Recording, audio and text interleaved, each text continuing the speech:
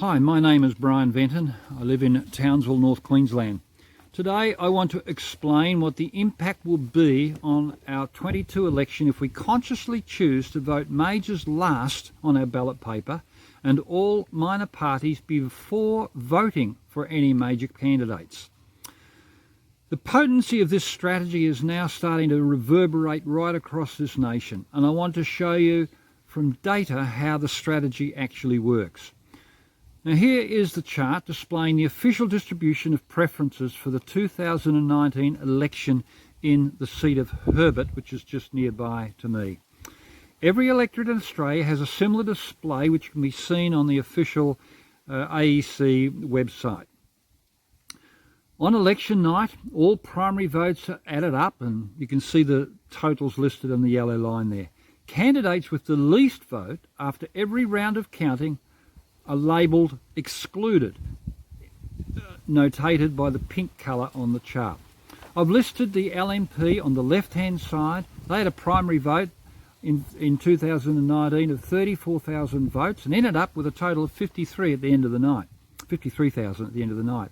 The ALP is on the right side with primary votes of 23,000 and ended up with a total of 38,000 at the end of the night. All the other candidates are shown in the middle portion of the chart. This next chart, I've condensed it and taken out all the percentage details to make it a little bit easier to read. Everything else remains the same as the previous slide. The only extra thing I've highlighted in column 1 and column 8 is the flow of preferences to the LNP and the ALP from each candidate as they are eliminated on election night. And you can see there's quite an array of votes that just end up in the buckets of the two primary majors. On this next chart, I've kept all the 2019 figures, but updated the chart with the new candidates in green at the top. Now let me explain something here about candidate names. In 2022, we have 4 new candidates who are standing. One candidate or group has not returned to the fray in 2019, so that gives us a total of 11 candidates in the seat of Herbert. Now, for the purposes of this exercise, I've left 3 of those new candidates off the chart and simply replaced the Fraser-Anning's party with the Gap candidate. The 3 other candidates are all listed along the bottom for your reference. Each one of these 4 candidates could easily have been in the chart, but I needed to work with existing figures for the sake of this explanation. So today we're going to see what a result can look like if we put majors last and minors first on our ballots. I want to explain visually how the preference flows will work on election night. Now, in order for us to elect a minor candidate into Canberra, we have to drive down the primary vote of the majors. That is true of any electorate in the country.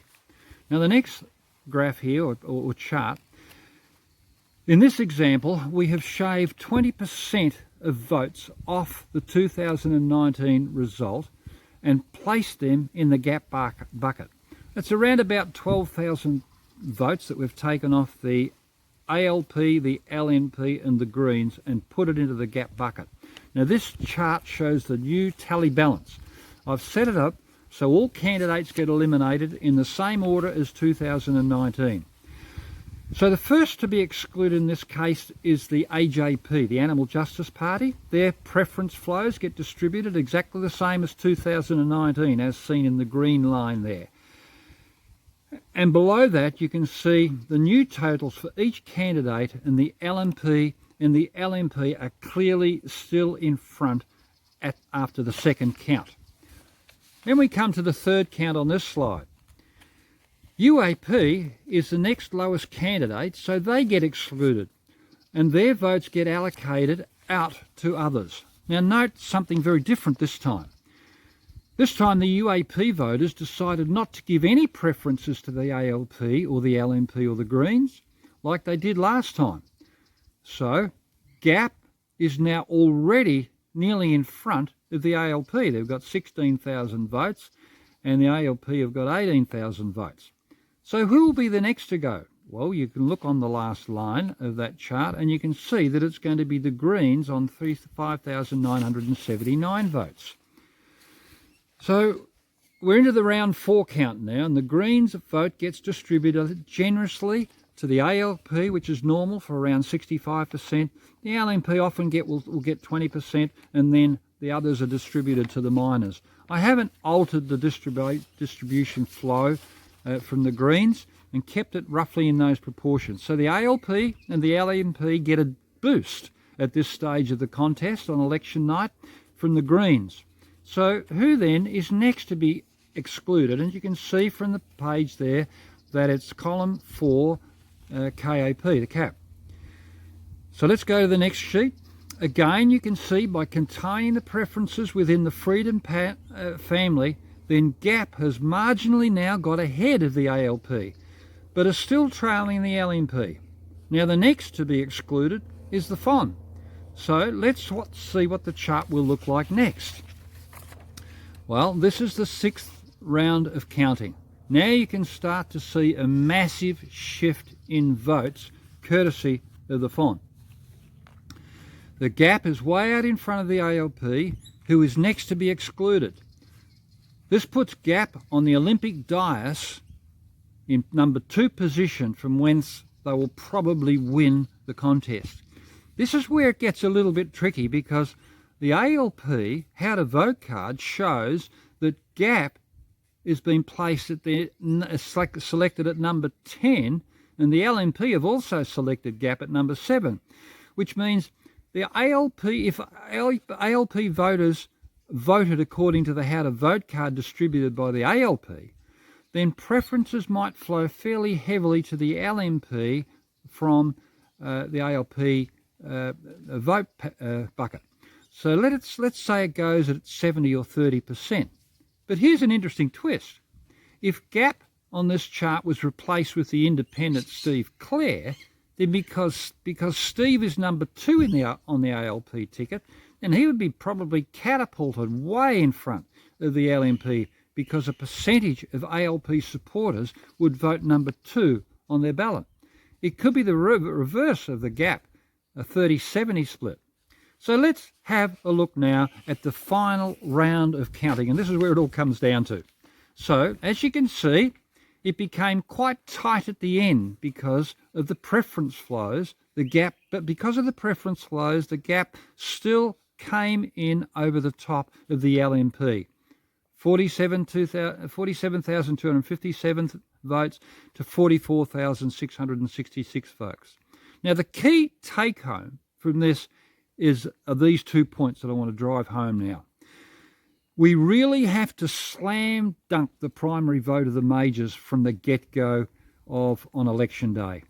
I have worked these charts out on a 20% reduction of primary votes, which is about 12,000 votes. In reality, Herbert can swing on about 5,000 votes.